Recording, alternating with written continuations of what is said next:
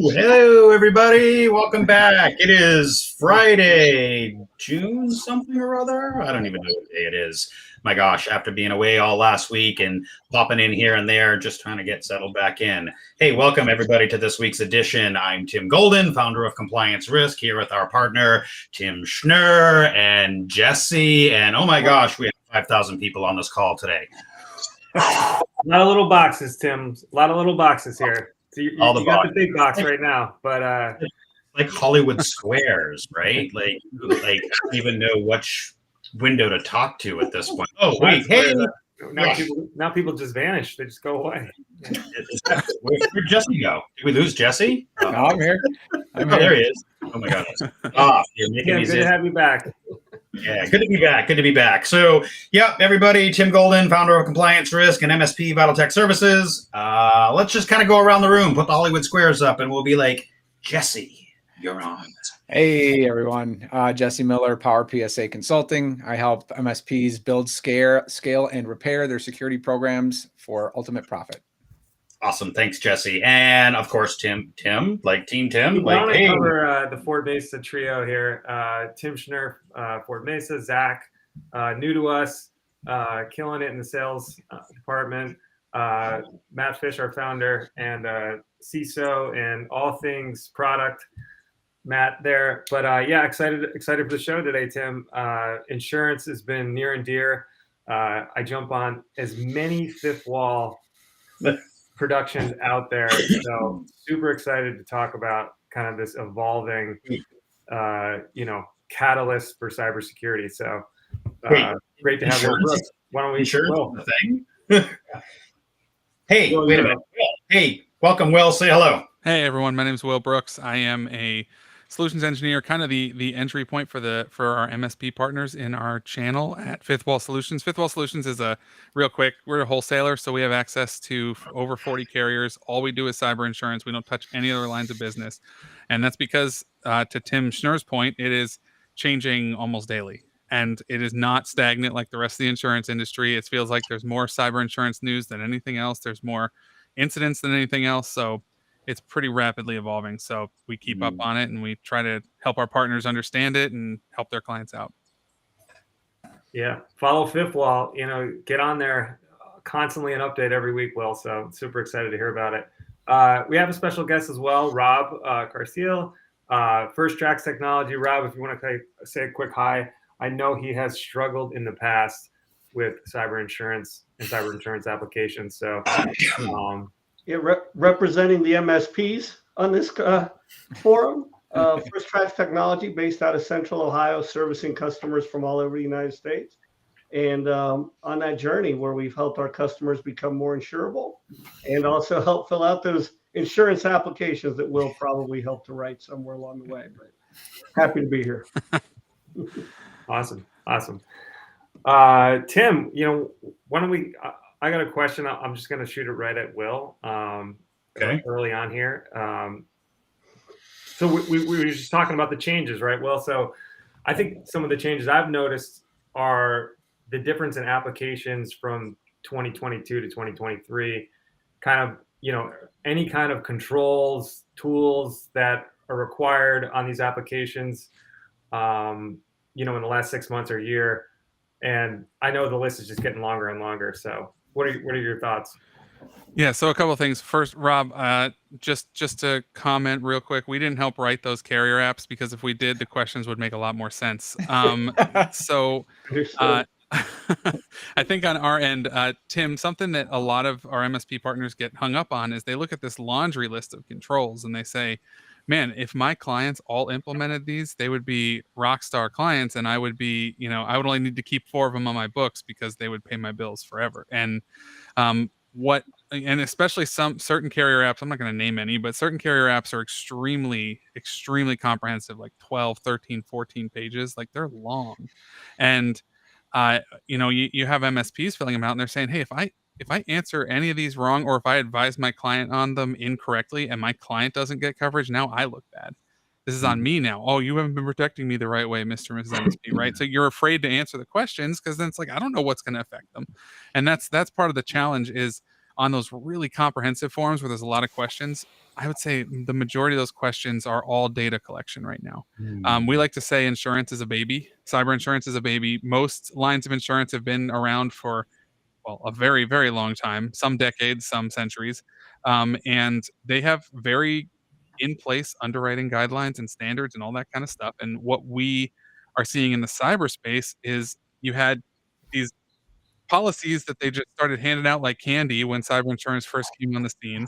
And then when we had the pandemic and underwriting got serious, now they said, well, obviously cyber controls help, but we don't know what any of these mean. So let's just start seeing where the losses are. So they're asking all these questions and then looking at past loss history and saying, okay, when people had these controls in place, they were less likely to be breached. So those are the ones we're going to look for, right? So they're building that out. The problem, and to your point with like the adjusting, and you guys can shut me up whenever. I'll talk about this stuff. Keep going. Part of Keep going, man. Keep going. Rock on. Part of the evolving industry is just the reality that, like, you know, we're in an industry where every time a new control gets made, the bad guys are looking for another way to circumnavigate it, right? They're going to try and overcome it. So that means a new control is going to be made. So these aren't going to become, I don't think it's ever going to completely settle, but it's not, you have to say yes to everything on this form or you're not getting a policy. There are very specific things that carriers are definitely looking for. And then there are other things that, depending on the nature of the risk, those may or may not be necessary.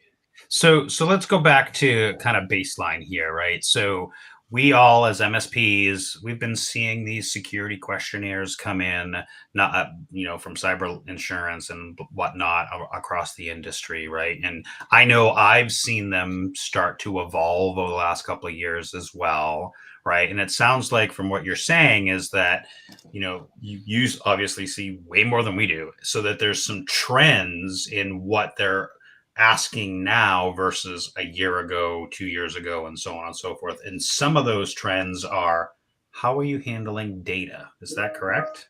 Oh yeah. Data And access. Yeah.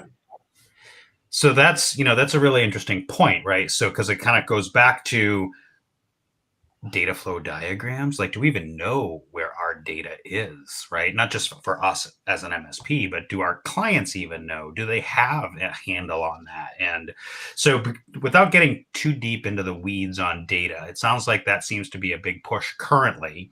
We knew in the past, and I think you and Wes and others might have said this, that there are sort of 5 basic categories that all of them are pretty much asking. Number one, can you reiterate that for our viewers? And number two, do you think data might be another category that they're going to start to add to these? Yeah, so I'll start with the top kind of 5. I would say there's kind of 2 categories here. There's MFA, which is, if you don't have and we're going to get questions on this, I'm sure. Where do you mean MFA, right? And that's one of the questions on the app. Some carriers are just saying, do you have MFA? And it's like, well, yes, but where? Then you have other carriers saying, hey, where is MFA on all? Do they have MFA on all these things? And then they start asking about things like routers and switches and stuff that's like really confusing. So again, data collection versus not being very clear on what the heck you're asking. And you get these 2 broad camps. But MFA is an important part. We can talk through all the specifics on that. But then you've got security awareness training, because, and I share this stat a lot, 83%, actually it might have gone down. It went down 1 percentage point. Found that out yesterday. The Verizon report came out. 82% of incidents are due to the human element. So them clicking a link, them falling for a credit or gift card scams, all that kind of fun stuff, right? So you run into that one. So security awareness training, carriers are looking at percentages and they're saying, if they're not taking the time to accurately train themselves, are they really going to be a good risk? Probably not.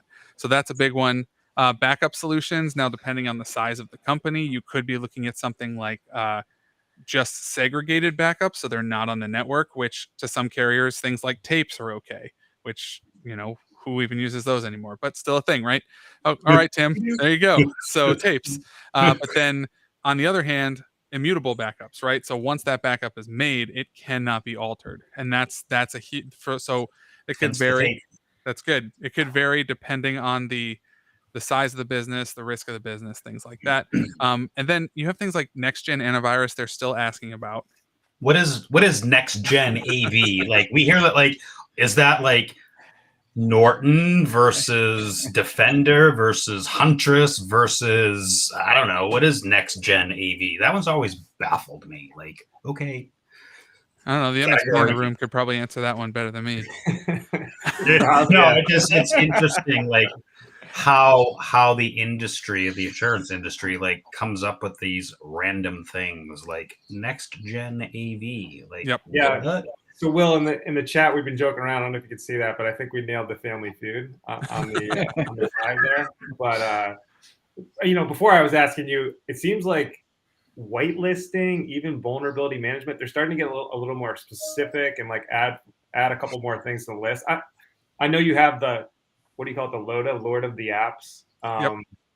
So it might not be across the board. Maybe not all applications are asking for it, but some of the things are kind of, there's a trend, right? So some of these new controls. So yeah, our system, without getting into too many details, it's basically an evolving form, because the actual things that are being required are consistently being asked about, right? So, hey, this is being asked about now, but maybe next year they're adding a new thing that we want to make sure people are aware of, so that if we're going through this, it's like, here are your non-negotiables. You need to have these in place.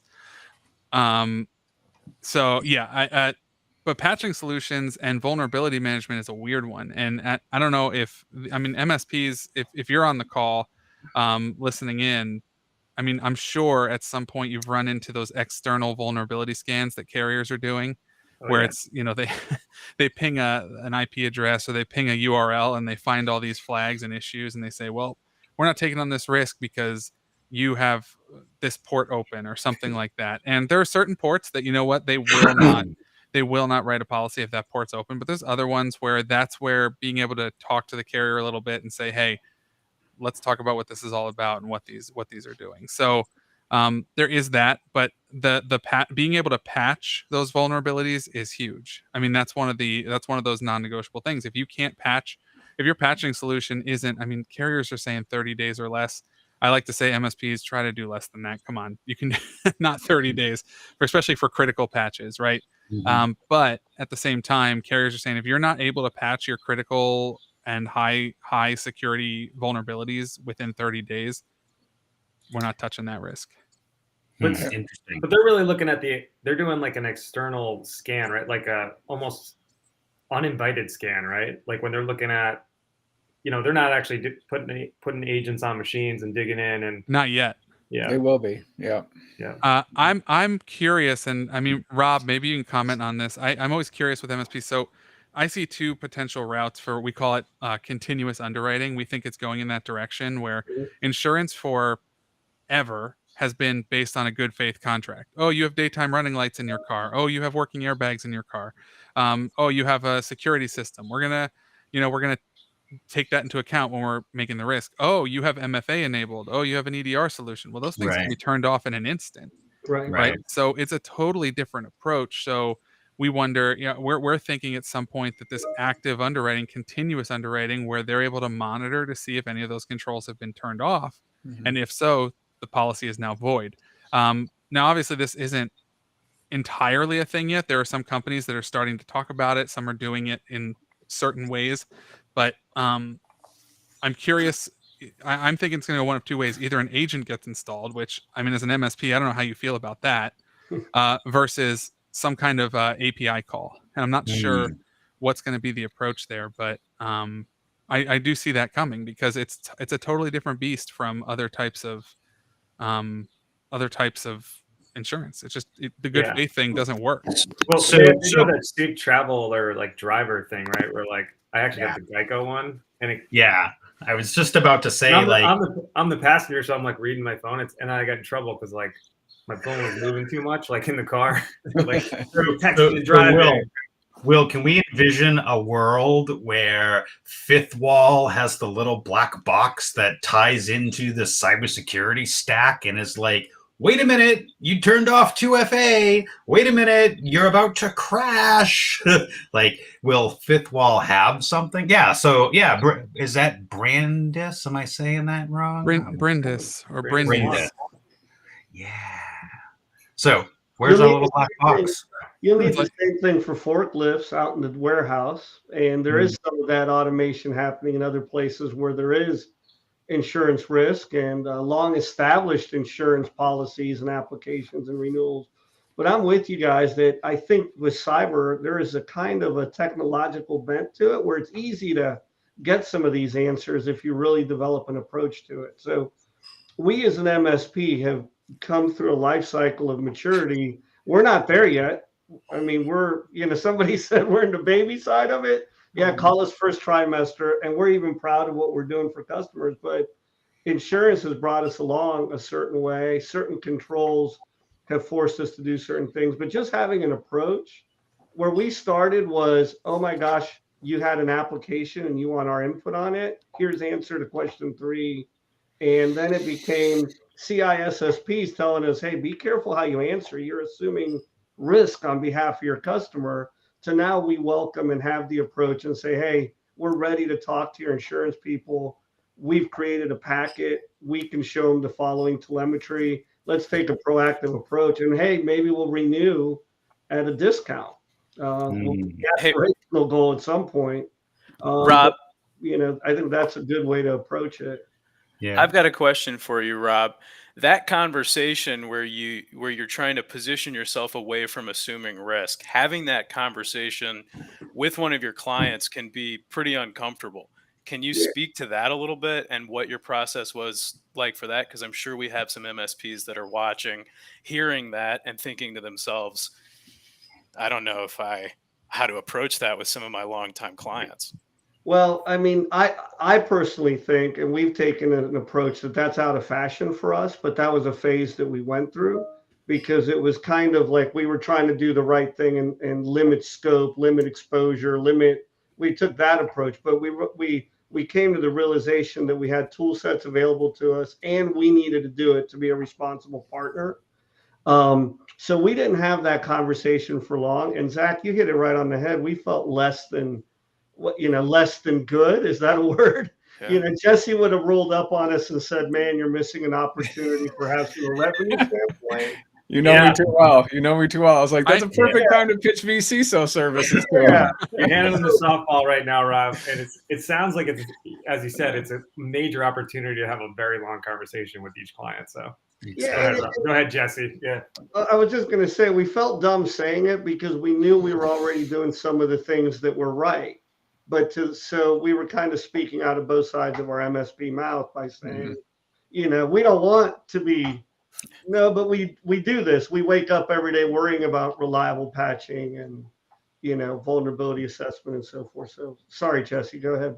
No, I don't have much more to say on it, except that I think it does have an opportunity. I mean, the clients I'm talking with right now, I'm encouraging to start looking at performance management is the next frontier for MSPs. You need to start thinking about, some sort of performance management / compliance in your stack, whether that's Strata or Vanta or Tim might know one. I don't know. Compliance risk. But point being is that then you say, okay, yes, we can answer these questions for you because you're paying us, and the liability piece is taken care of for us because you're paying us to do this. We're not taking on risk by doing it. We've priced in the risk in our services, and that's what you're paying us for. So it becomes more of a warm blanket, right, for the client at that point. Tim, there was an interesting pop-up here, CMMC, and I'm going to frame this question, I guess, for you.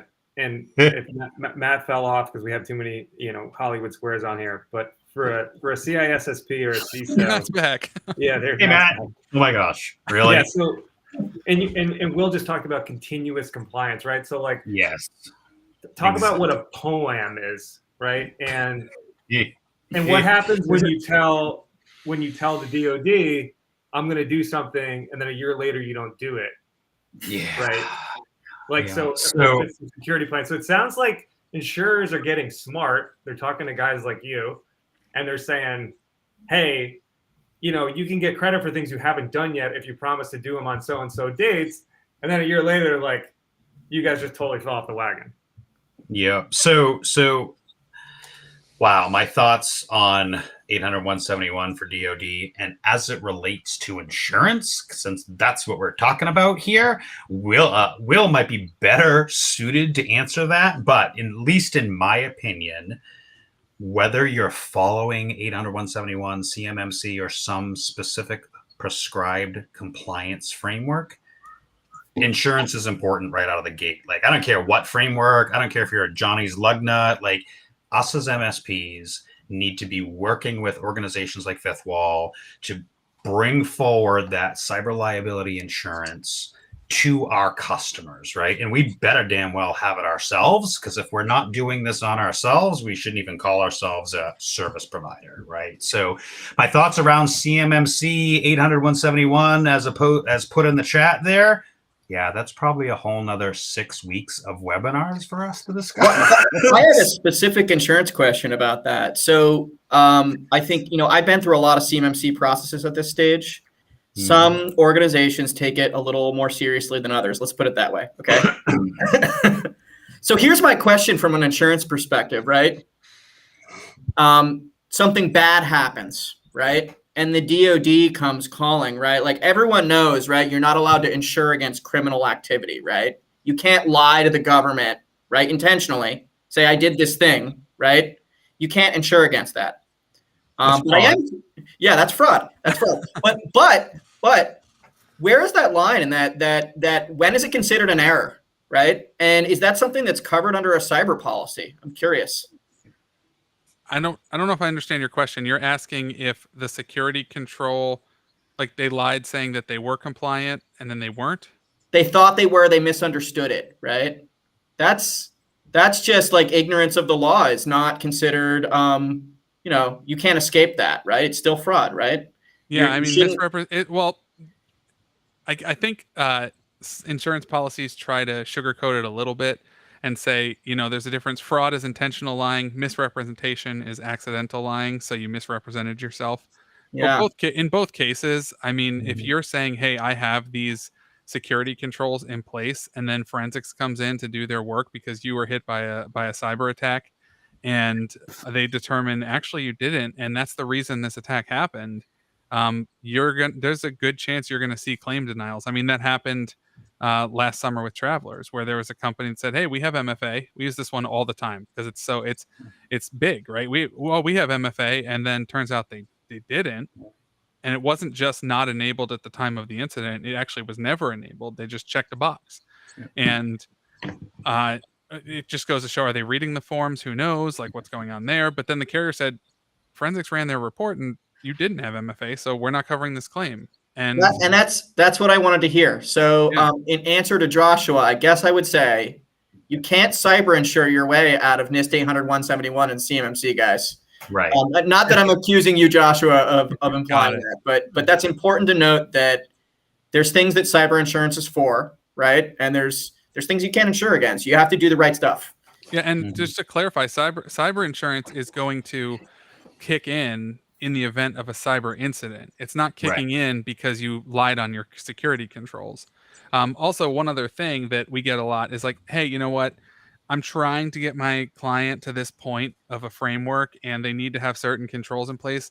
If we say, hey, we'll get EDR solutions put in place in 30 days past will the carrier just do it and we'll just put it on a promise? And I would say almost exclusively no. Carriers are not going to give you a policy based on a promise of security, which is great for you as an MSP if you're listening in, because honestly, that means you get to roadmap this control now. It's not, I'm going to wait. It's like, no, do it. You get to do it now. And you bring up a really great point here, Will, and this is why us MSPs need to be working with, companies that's similar to yourself, is that you're making the sale and the close for us right now. And, I've said this analogy a million times, right? I'm going to keep saying it. Like, I can never tell my daughters who to marry or date. Now that they're both married, I could never tell them that.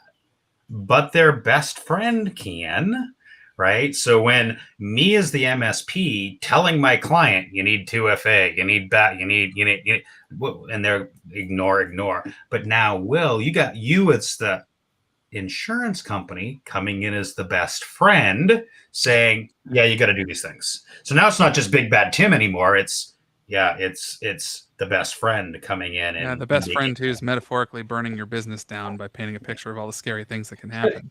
Well, you know, I think I have plenty to say on this subject, but I'd like to ask Rob. Yes, please. What how can we apply some of this? How can you practically start building in these things and being ready and not playing the fireman here and preparing your clients for this? What are some practical applications? Well, somebody said it earlier. I'll say it in plain speak, like we say to our team. We eat our own dog food, so I think you have to do these things yourself with your team, and that includes training. That includes not just installing EDR for your own things and MFA for your own tool set, because as we know, some MSP software stacks have been great targets in the past. So just when you start thinking about that as a very rich win for the bad actors. Right. So eating our own dog food. And the other one that I think is being implied here is just embracing the depth of the discussion with your customer. This isn't number of nodes times a software part number. This is really talking about their business. How insurable they are is just as important as how good their WAN works to let people work from anywhere. So I think if you embrace the depth of it, I think that's a great starting point. Yeah. I think we've had success not breaking it out as, hey, now that we've talked about all your other stuff, let's add security to it. It should just be native in order to ensure that this employer, this role has access to this app.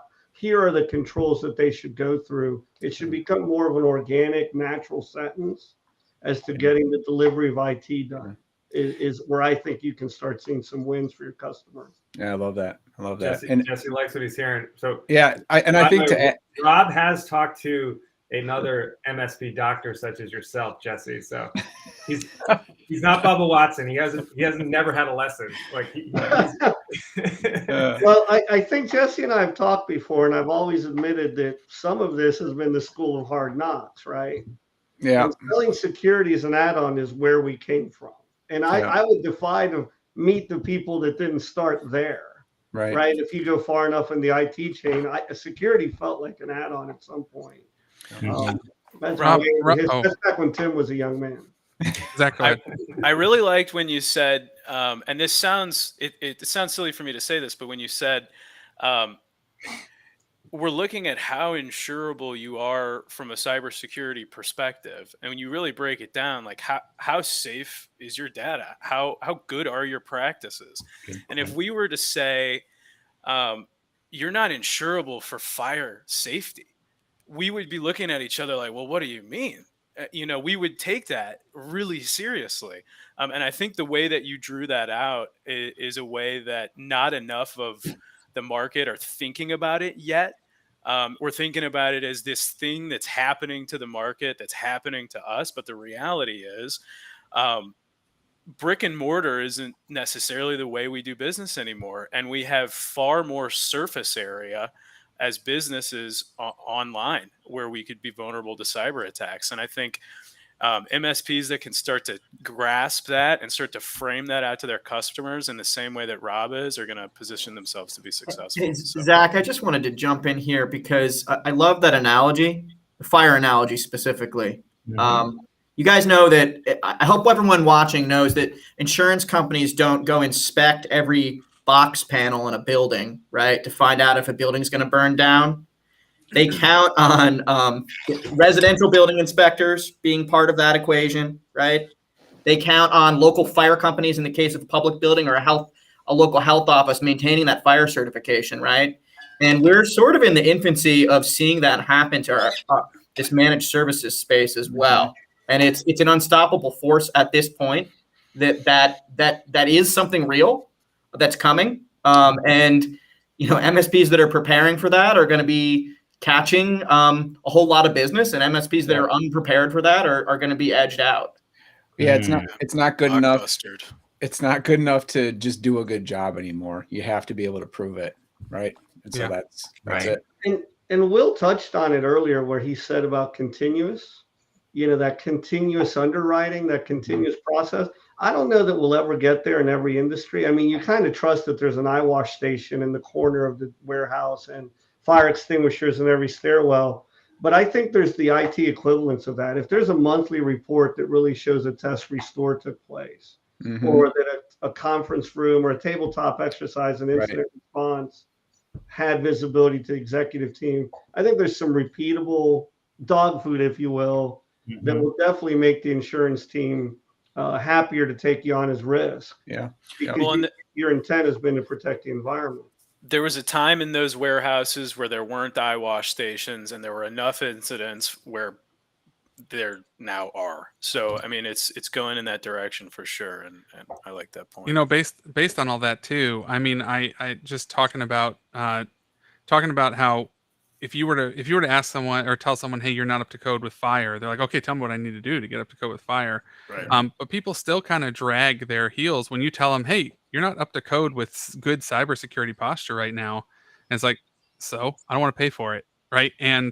But then at the same time, you look at the stats. I could name and probably because I'm in the industry, but I could name way more cyber incidents than I can fires that I've heard about. I mean, in the past couple of months, right? And that's kind of a lot of the incidents. A lot of the incidents that people will not bat an eye out to or bat an eyelash towards when it comes to, oh, I'll get the right security in place, I'll get the right safety features in place. They'll do that, but then when it comes to their cyber footprint, they're afraid to. They don't want to move. They're like, nah, it costs too much. I don't want to. MFA is too complicated. Oh, I need to have my admin rights. I need to install Spotify on my machines. You know, like it's that kind of thing where there's so much resistance to it, but that's their biggest exposure. I think that's a good segue to another great question for Rob. With your clients, what are you seeing as some of the biggest initial hurdles to get them from the starting block to at least moving down the runway? I think the first one is just general understanding of the risk points that they're facing. I think there's just in some cases a lack of literacy just in, for instance, the social engineering aspects of the risk we're taking on every day. A lot of people don't talk about this. They think because they have EDR and a good backup that they're in a good place. They think they have a good relationship with our company, they're in a good place, right? And so I think the first thing is that awareness and just making it part of, you know, the day-to-day conversation, like you do everything else with safety. So I think that's one of the biggest things. I don't think cost is anymore. And I definitely view insurance as a driver where it's helped us talk about these things. It may have not been presented like, well, I'm so excited it's insurance renewal time and they wanted to charge you a lot. Let's talk, Rob. But at least there was an impetus to have the conversation and then you had solutions. Yeah. I think one of the, I might be deviating from your question a little, Zach, but one of the things I want to say about it is there's almost a lot of fake feeling of comfort too, because there's so many software part numbers out there, and people will make statements that really don't mean that they're safe. For instance, I'm already on this cloud provider. They take care of my backups. They've like relinquished control of their data. And that's a scary place to be. So that's been a great objection. So tying it back to objection is I'm already safe. I have pretty cool EDR from this vendor, and I got a cloud provider that's taking all this off of me. So I'm good, Rob. Yeah, that's you know.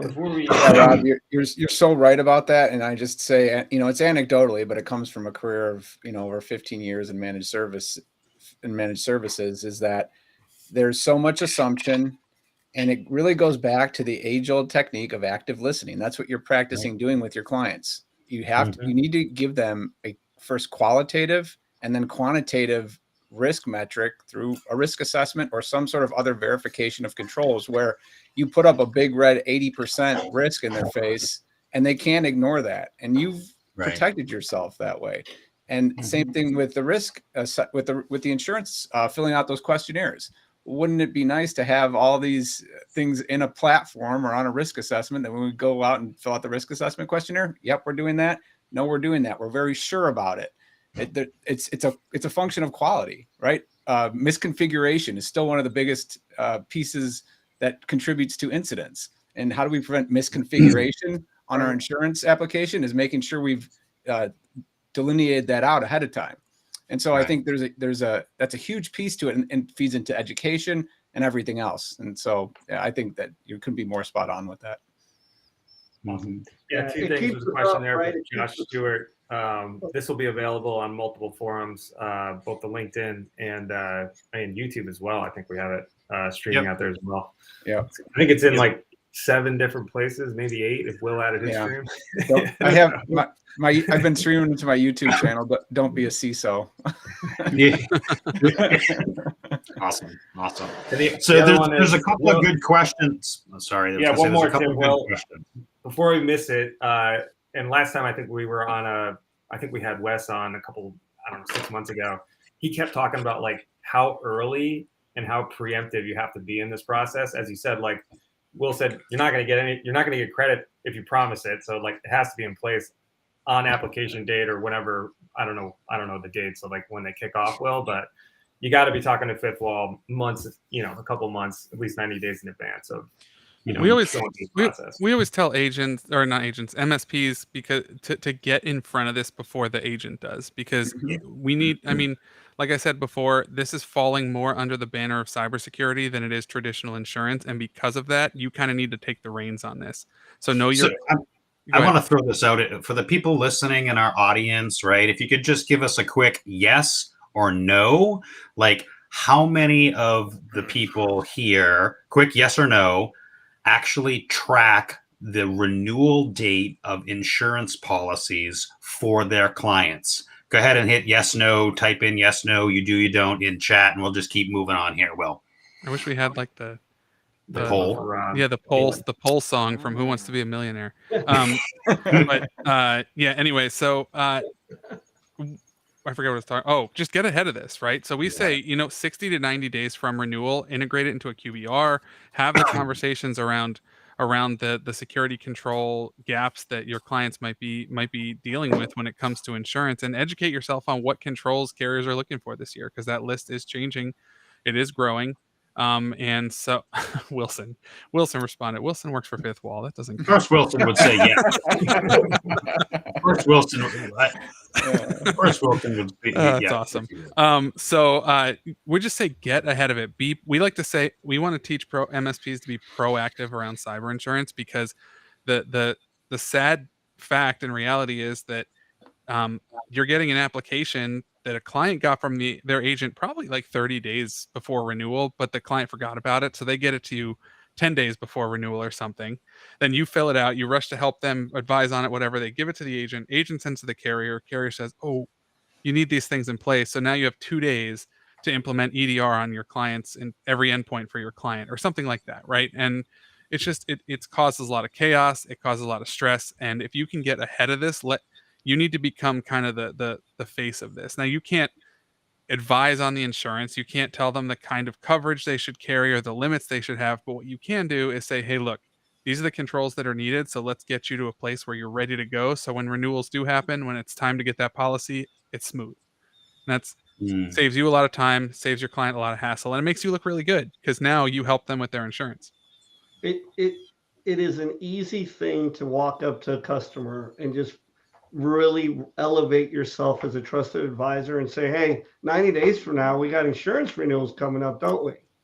Just a sentence like that, that you're already thinking about them in that light, I think really advances the needle.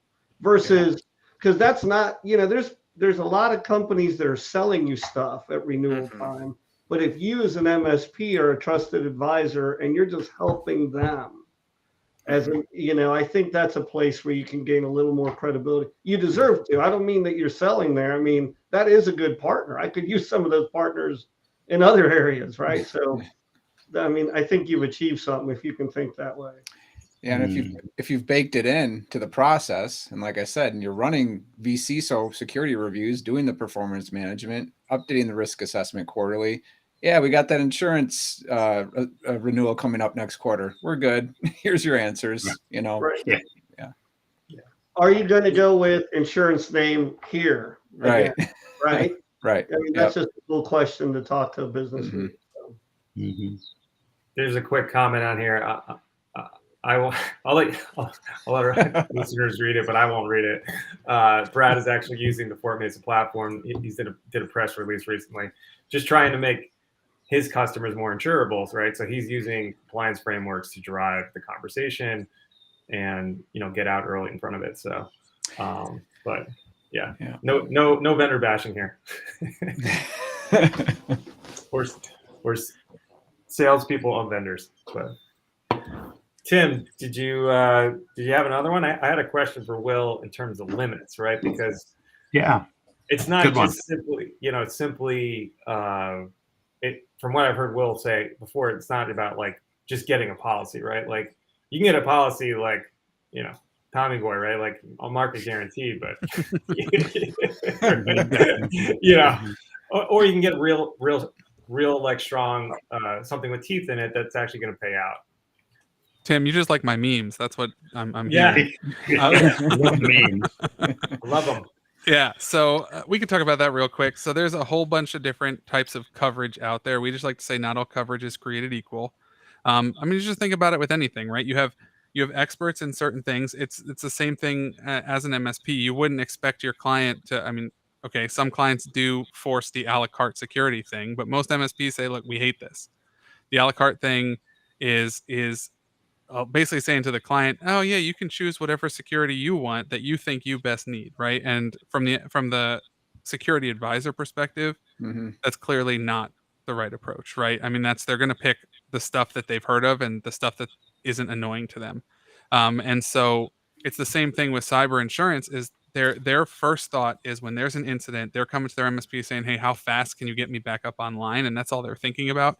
What they're not thinking about are things like the ripple effects of lawsuits, breaches, forensics, business interruption. I think the average downtime is 14 to 16 days during an incident, just due to all the cleanup that has to happen. Even if you can restore from backups right away, right? There's still business downtime and there's interruption, reputational harm. There's all these things that kick in that they're not thinking about because they're worried about their computer getting back up online. And they're pushing their MSP, get this back up. You're like, I can't. I can't. I gotta wait. I gotta wait until forensics gets in and does their thing, or there's, we have to go through our process. And so there's a lot of pressure in that situation. So having the right limits on a policy, knowing exactly what you need to have in terms of coverage is really important, and making sure it's comprehensive. Yeah, and the another piece to that, having dealt with a couple of these incidents in the past, is think about the fact if you're servicing any Fortune 500 or 100 customers, or enterprise for that matter, they're going to come back on you so hard with so many regulatory loopholes you have to jump through just to start doing business with them again. There's a huge cost associated with that as well. So that's another piece to that fallout that you're talking about. That's huge. I'm actually curious. I don't know how much time we have left in this, but I'm curious for Rob or Jesse in this case, have you had to navigate an incident with someone who has insurance, and what did that look like? We had, I have one with and without. So we nice. had to, both worlds. The biggest one. The biggest one I worked was, do you guys have insurance? No. Okay. This just got way worse. Oh no. But, it was one of those clients that was co-managed. We had been pitching them security for a long time, had all the risk documented. So it was very, very low stress on our end from that perspective. And they ended up doing a ton of business with us after the fact. But that was not a good situation. Pause you right there. Pause you right there. So you made a very key distinction that I want to make sure everybody knows about, right? And that is, you were continued to offer, continued to push the envelope, and you continued to document their no's and objections along the way. And that's very key, I think. And Will, maybe from the insurance side, you might agree with that. Like, we keep telling them, they keep saying no, we keep telling them. So that's the big point that I think, if anybody's taken away anything from this today, you need to document the living daylights out of the no's, even the yeses along the way. Yeah. And the easiest way to do that is we actually made the decision to do risk assessments for our entire customer base. And obviously we asked for people to pay for those. And we had a few, like maybe less than 5 customers I could count that just refused to pay for a risk assessment. And we said, well, fine, we're going to do it anyways, because it's a liability cover for us. In any case, back, Will, to your initial question about the insurance, working with the insurance company. So the customer that did have the ransomware incident, it was actually due to an acquisition. So they this customer was a financial services customer. We had really good security controls. They were one of those clients that you love because they just take your recommendations and they work with you. And, you know, typically financial services customers that have a good compliance office are aware and they do that. So in any case, we had them on a full SASE framework. They made an acquisition. So part of our recommendations with our vCISO process was that we put in a risk assessment for the incoming companies because they were going through a lot of M&A. And so we had performed a risk assessment for this new company and found a couple red flags, said, hey, we don't want to connect their networks just yet. And sure enough, that week following our recommendations, they got hit with ransomware. Well, we already had new laptops on the way with the SASE clients on them. They did have some data fallout that they had to report, but didn't spread to the rest of the company. It was like 13 users from this inbound company. They got their laptops the next day. They flipped those up, connected to the new network. We had the old stuff quarantined out and we did our incident response and recovery. So in dealing with the insurance company, the fallout is really where that became the time suck, right? And not in a bad way, but we had to make sure we had chain of custody documented for all the machines that were breached. We had to work with the insurance forensic team to you know, show that they actually did what they were supposed to do. And then there was a lot of checks and balances. Hey, was MFA on? Was this on? So a lot of transactional stuff with the forensics team and the legal from the insurance company.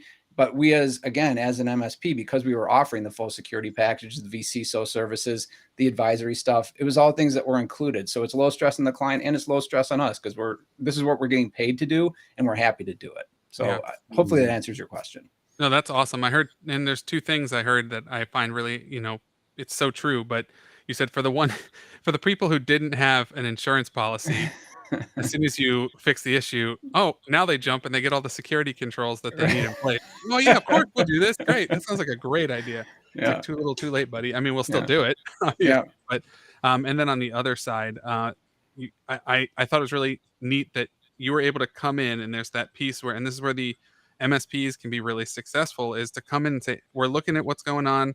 We recommend this. We want to do this. You already had things on the way, a plan in place to better secure the client. So when the event did happen, it was ready to go. I mean, talking about incident response, having the things prepared. I mean, incident response, when you look at going back to frameworks and all that kind of stuff, when you look at the NIST framework, response and recovery was not part of cyber insurance was not part of the initial response and recovery when they released that back in 2013 or something. So cyber insurance wasn't a thing.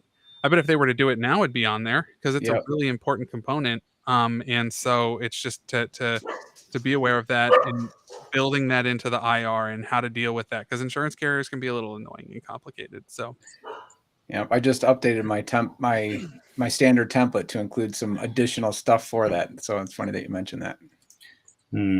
Jesse, it's at the top of all of our M&A run books is to handle the integration of tool set and practice before you even connect users and systems. Right. Yeah. Rob, any war stories? Well, no, I'm very superstitious. I'm knocking on wood and all that. You don't want to tempt fate, but we haven't really had to work with any customer situations where insurance has been an issue and it had to be activated at a large scale. I don't want to lose that streak on my watch, but and that's pleasant. That's not to say we haven't had to help customers out of some sticky situations and maybe they didn't opt to use their cyber, but we've been fortunate on that part. But we've had some good people leading us or that have crossed our path that have made us aware of this in a good point. And again, the School of Hard Knocks has been good to us. I wanted to be selfish, Tim, real quick. I've got to do a poll because these are smart people. If you get one control, what would it be? Like you're going to tell the insurance company you've done one control on behalf of a customer. What would it be in today's market?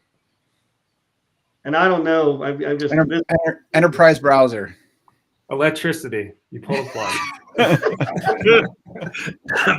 Incident response. No. Air gap rigged. Yeah. No, I would say for us, it would most likely be something about data, like 1.2 and CIS. Like, where is the data? How do we get to it? Who owns it? Like any of that kind of stuff. Like, if I had to pick out one control, it's where's the data and who has access, right? that was 1.2 and or 2.2 and CIS. Yeah. I think you're cheating. I think it covers like 7 different families. Yeah. Right there. There's like all IG1 compliance. No big deal. He's a Yeah, hacker. so IG1, IG2, like no, for me it would be data. Like it would be all about the data because every framework's a little different on what specific control framework for data, but it would be about the data. Where is it? Who touches it? How's it protected? So I had an interesting question though from Rob, something you brought up, because exactly there's plenty of times there's some sort of email compromise or some sort of small compromise that you don't notify insurance for, and I'd be curious to listen to. It just popped into my head now. Hear from Will on: is there some requirement to report or level that should be reported to insurance that could affect coverage, or is that not a thing? We always just recommend, hey, you know what? If you suspect something happened, it's always good to put the carrier on alert. It's not a requirement. I mean, at the end of the day, once the actual incident happens, it's. I would say if you have a policy, it's not like the auto industry. It's like, oh, I got a little fender bender. I don't want to talk to my carrier because now my rates are going to go up. I mean, there are to the point of what you were saying about reporting. I mean, when you think of different states having like credit monitoring and that type of reporting laws, the client doesn't know what those are. So if they suspect something happens and it's minor and the MSP fixed it right away and it's not a problem, we don't know how far reaching the data leak is. We haven't done the time to actually explore that and see into that. So one of the issues you now run into is if something got out and things are coming back your way, that's where the carrier won't cover the breach, because guess what? Cover the incident. I've been learned not to say that word. So that's where the carrier won't cover that claim, won't cover that incident, because they're saying, look, you restored everything. We don't have any paper trail to follow, or digital paper trail to follow. We don't know what to do. Yeah. So it's better to put them on alert, let them know, hey, you know what? We detected this. Should we do anything? They're like, just monitor. If something big comes of it, file that claim, because you don't know how far reaching the incident actually is. It's not just your computer being shut down. But being on alert and sharing that information ahead of time puts you in the position of doing the right thing and trying to do the right thing from the very beginning, which is always where you want to fall in the event of something like this. Yeah, don't sweep it under the rug. Transparency. In the interest of a war story, Tim Schnur, this is a true story. The first time we ever dealt with ransomware, we called the local police department. Good. We didn't know what to do, and we did, and the response was awful. They don't know, right? Yeah, Right. This is going back a little, but the funny part is we did actually end up doing a report. We forgot about it, and this was a customer that remote office. Their local police department did have a cyber team whose job was to write reports to take them up to a federal agency, and they rolled up on the corporate office without warning, wanting more information. So I made my customer mad by calling our local police department. That's my war story. But that was a long time ago. That's before CISA alerts and those kinds of things. Yeah, the FBI hotline, right? Right. Hoping to recoup that crypto. Yeah. Well, we're almost wrapped up, right? Friday, about that time. Friday. Time. Final Sun's thoughts. out. Sun's out, guns out. Well, Not here. Only 4 days in the MSP work week. That's right. it's just which four, right? Yeah. Read only Fridays, baby. Yeah, the bad actors don't work Saturday and Sunday, Tim. No, they only work holidays and yeah. They don't work after 5 p.m. either. So No. So out of Woodstock. this has been a really great session. Will, always excited to have you on. Always great to hear how to make cyber insurance less boring. Rob, Felt pretty exciting today. Goodness. No, really. So, Rob's good to meet you. Glad to have you. Hopefully we can have you back again. Obviously, Zach and Tim and Jesse, hey, we're looking forward to continuing on here. Any last, final 2 or 3 words? Ready? Jesse. Again, focus on performance management and being ready ahead of time. Baseline your clients, cover yourself. Don't let them hide from the risk. qualify and then quantify that risk, and you'll do well. Okay, it's a little more than 2 or 3 words, but okay. Will, 2 or 3 words, last parting words. FifthWall Solutions wins. Awesome. Zach? I would say I'm gonna fail your 2 or 3 words here, but I would say the point that I would want MSPs listening to take away is don't be afraid to have those conversations so you can understand where your clients are at and what their needs are, because when you do that, you put yourself in a position to be able to solve them in a way that takes care of everybody. And Rob? My one control would be training and education and communication. Yes. Yeah. Nice. Good job. Preach, Rob. Can I actually just reiterate one thing? Be proactive around cyber insurance. Don't wait until renewal or everyone's going to be angry, including you. Good. Yeah, Good. And Mr. Tim, parting word? Yeah, so always be selling, right? Zach, so I mean, it's a great time to have a conversation, but also like, sell some cybersecurity project work, higher tier, right? Like this is an opportunity to justify, use this as a catalyst, and follow FifthWall, because you guys have some great, So great intel, some great graphs, some great facts, So ABC, Happy always be Friday. closing, right? Always be be closing. cyber. Yeah, there you go. And I'll leave you with my final thought is start someplace and start now. There we go. This is going to wrap this all up, everybody. Thank you so much for yet another week. We will be back, same bat time, same bat channel next week with, I don't even know who's coming up, Tim. Who's coming up? Gradient. Gradient? Gradient MSP. Colin Knox. Gradient Go MSP. ahead. Billing and alerts integration to just about any RMM and PSA out there. Very cool solution. Yeah. Exciting stuff. Awesome. All right. Have a good All one. right, Matt, take us home. All right.